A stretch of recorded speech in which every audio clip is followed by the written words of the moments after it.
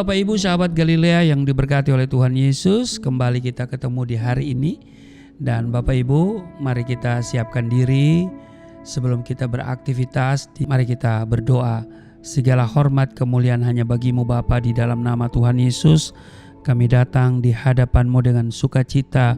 Kami bersyukur kami ada di hari ini.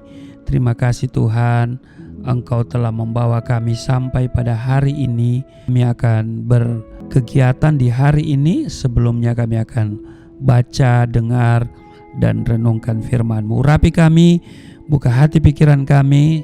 Apa yang kami dengar bukan untuk kami lupakan, tapi itu termaterai dalam hati kami, menjadi rema dalam hidup kami. Urapi hamba-Mu di dalam nama Tuhan Yesus. Haleluya, amin. Kita membaca di dua bagian Alkitab. Yang pertama Sefanya pasal 3 ayat 9 sampai 13. Janji keselamatan, tetapi sesudah itu aku akan memberikan bibir lain kepada bangsa-bangsa, yakni bibir yang bersih, supaya sekaliannya mereka memanggil nama Tuhan, beribadah kepadanya dengan bahu-membahu. Ayatnya yang ke-10. Dari seberang sungai negeri Ethiopia, orang-orang yang memuja aku, yang berserak-serak akan membawa persembahan kepadaku. Ayat 11. Pada hari itu engkau tidak akan mendapat malu karena segala perbuatan durhaka yang kau lakukan terhadap aku, sebab pada waktu itu aku akan menyingkirkan daripadamu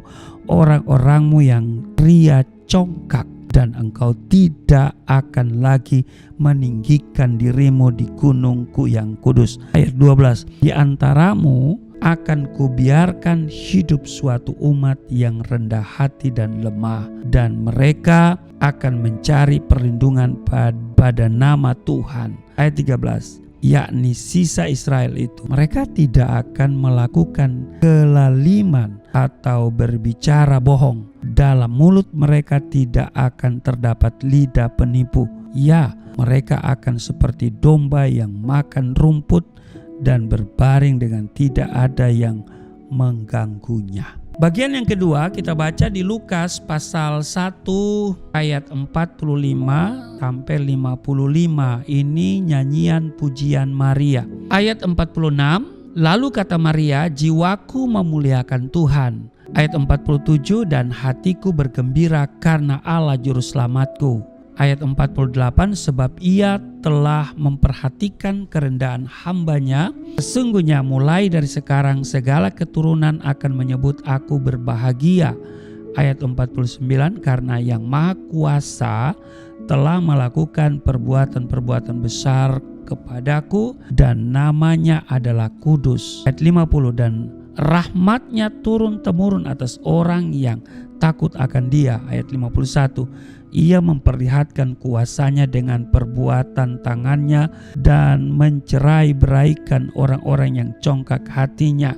Ayat 52, ia menurunkan orang-orang yang berkuasa dari tahtanya dan meninggikan orang-orang yang rendah. Ayat 53, ia melimpahkan segala yang baik kepada orang yang lapar dan menyuruh orang yang kaya pergi dengan tangan hampa. Ayat 54, ia menolong Israel hambanya karena ia mengingat rahmatnya.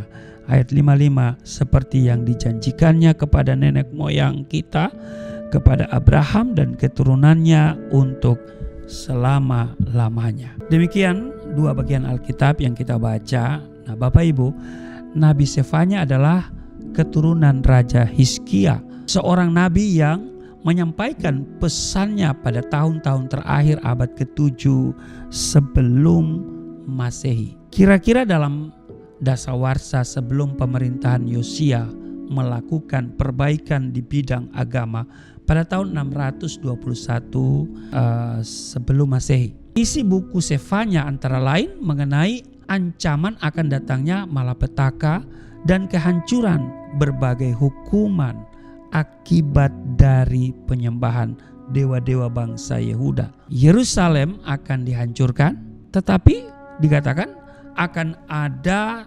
saatnya kota itu dibangun kembali dan dihuni oleh orang-orang yang jujur dan taat kepada Tuhan. Kitab Sefanya terbagi atas 3 bagian penting, yaitu yang pertama, hari penghakiman Tuhan di pasal 1 ayat 1, 2 dan ayat yang ketiga. Kemudian yang kedua, kutukan atas negara-negara tetangga, ya, tetangga Yehuda tentunya, di pasal 2 ayat 4 sampai dengan 15. Kemudian yang bagian ketiga, Yerusalem dihukum dan diselamatkan. Itu di pasal 3 ayat 1 sampai dengan 20. Nah, topik kita hari ini ada dalam bagian ketiga, yaitu tentang janji keselamatan Yerusalem. Di ayat itu dimulai dari ayat 9 sampai dengan ayatnya yang ke-20. Nah, pesan yang ingin disampaikan Nabi Sefanya adalah nubuatan tentang kedatangan hari Tuhan yang akan membawa kehancuran bangsa Yehuda. Walaupun demikian, Sefanya juga memberi harapan tentang adanya keselamatan Israel jika mereka mau membuka hati kepada pertobatan dengan mendekatkan diri mereka kepada Tuhan. Allah cemburu melihat bangsa Israel yang sudah menduakan Tuhan dengan penyembahan berhala. Dalam nats ini jelas ditujukan masa eskatologis, yaitu kesiapan bangsa Israel menerima janji keselamatan melalui pertobatan yang harus mereka aplikasikan dalam kehidupannya, yaitu yang pertama, bibir yang bersih di ayat 9. Orang yang ingin menerima janji keselamatan haruslah hidup dengan ucapan dan perkataan yang jujur di hadapan Allah. Di Amsal pasal 18 ayat 21 dikatakan hidup dan mati dikuasai lidah. Siapa suka menggemakannya akan memakan buahnya. Orang yang memanggil nama Allah harus menjaga lidahnya supaya kudus. Ada banyak orang memakai nama Allah, memanggil nama Allah, tapi perbuatannya nggak kudus, perbuatannya jahat.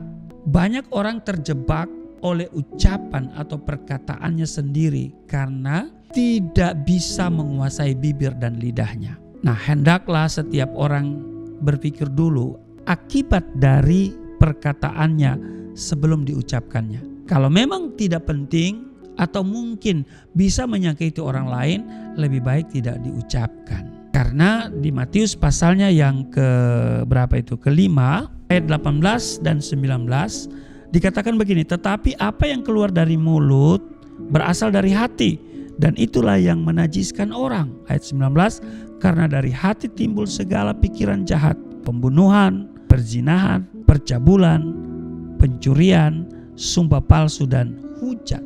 Nah, Allah menciptakan manusia dengan segala kelengkapan tubuh termasuk bibir dan lidah. Ada orang yang hanya punya lidah, ada di sini orang yang nggak punya mulut, hanya punya lidah. Nggak mungkin ya.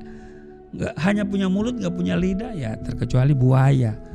Buaya itu nggak punya lidah loh saudara ya. Dia langsung telan orang. Tapi kok ada kembang lidah buaya, padahal buaya nggak punya lidah loh. Jadi Allah menciptakan manusia dengan segala kelengkapan tubuh termasuk bibir dan lidah. Itu saja dimaksudkan untuk apa? Untuk dipakai memuliakan Allah. Gunakan mulut dan lidahmu memuliakan Allah. Resiko dari perkataan yang kita ucapkan akan kita pertanggungjawabkan kelak. Seperti tertulis dalam Matius pasal 12 ayat 36. Tetapi aku berkata kepadamu, setiap kata sia-sia yang diucapkan orang harus dipertanggungjawabkannya pada hari penghakiman. Ayat 37. Karena menurut ucapanmu engkau akan dibenarkan, dan menurut ucapanmu pula engkau akan dihukum. Jadi yang pertama adalah bahwa dikatakan di ayat 9 bibir yang bersih. Jadi harus memiliki bibir yang kudus, ya.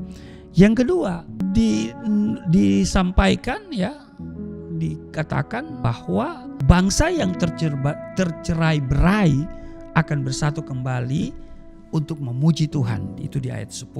Di ayat 10 dikatakan, dari seberang sungai-sungai Efrat, negeri Ethiopia, orang-orang yang memuja aku, yang terserak-serak akan membawa persembahan kepadaku. Jadi ayat ini dijelaskan atau mau menjelaskan bahwa kemuliaan dan kekudusan Allah akan menyatukan bangsa yang tercerai-berai. Bukan hanya bangsa yang datang dari pembuangan, tapi juga termasuk yang datang dari luar Israel, Ethiopia. Ditulis di sini ya.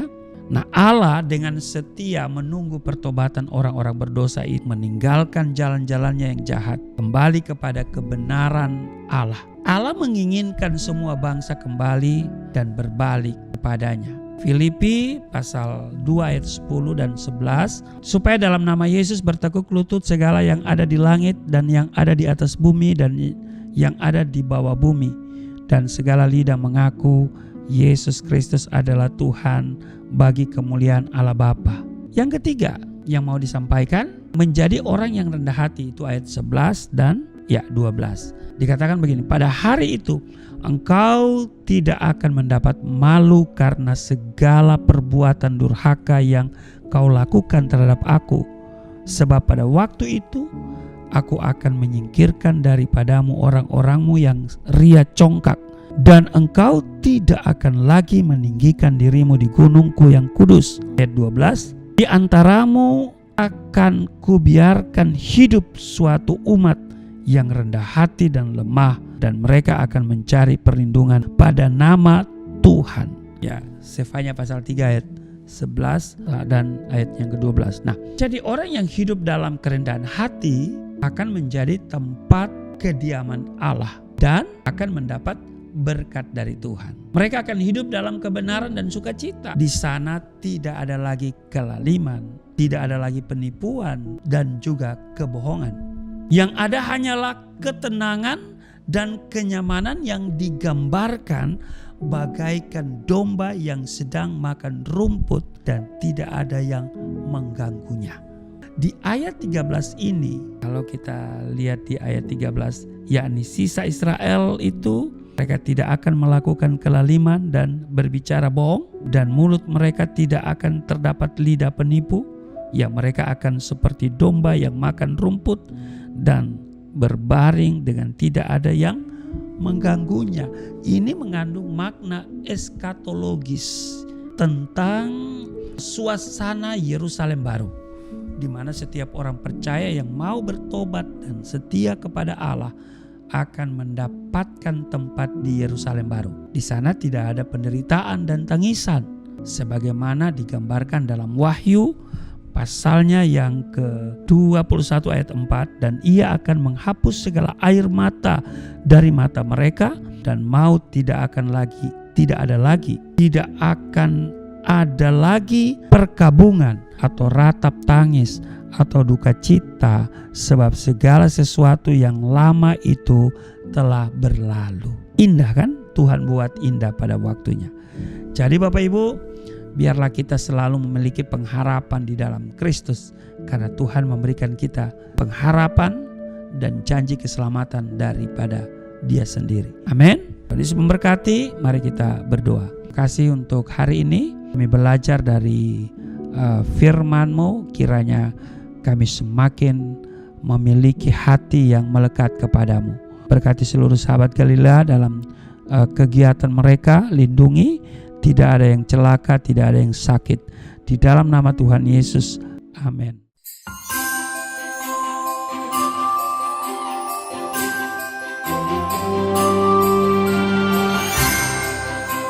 Shalom, Bapak Ibu, Saudara-saudara, setiap saat dalam sehari memiliki arti dan nilai tersendiri. Pagi membawa harapan, sore membawa iman, petang membawa cinta kasih, malam membawa ketenangan. Kiranya semuanya itu ada pada kita semua. Karena itu, marilah kita sambut kelahiran Yesus Kristus dengan penuh damai dan sukacita.